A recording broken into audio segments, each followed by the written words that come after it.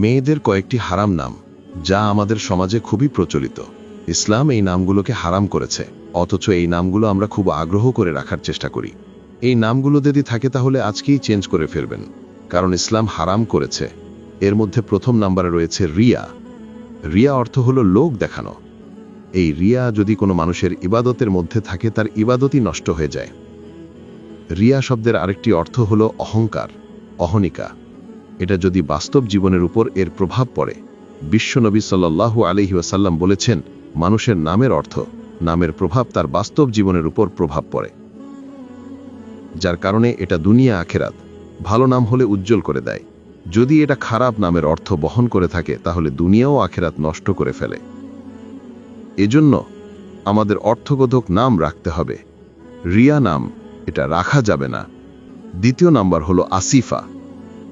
আসিফা নামের অর্থ হলো আফসোসকারী নারী বা হতাশাময় নারী। আর এই অর্থ যদি তার বাস্তব জীবনের উপর প্রভাব পড়ে, সারা জীবন সে আফসোস করেই যাবে, হতাশাময় জীবন তার কাটবে। আসিফা এই নামটা রাখা যাবে না। 3 নম্বরে রয়েছে, সেটা হলো মান্তাসা। এটা বর্তমান সময়ের খুব জনপ্রিয় একটি নাম, মানুষেরা খুব আগ্রহ করে রাখে। আগ্রহ করে রাখার পেছনে একটি কারণ আছে, সেটা হলো এর আবিধানিক আরবি যে অর্থটা আছে, এটা আমরা অনেকে জানি না। গুগলে সার্চ দিয়ে আমরা খুঁজি।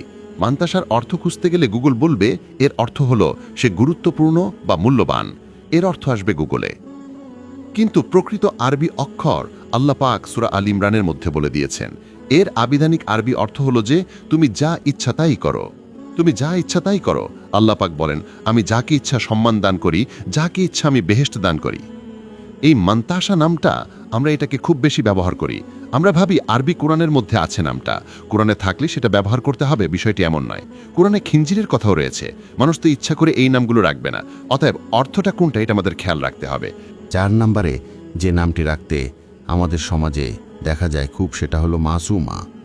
মাসুমা অর্থ হলো চির নিষ্পাপ বা যার কোনো গুনাহ নেই।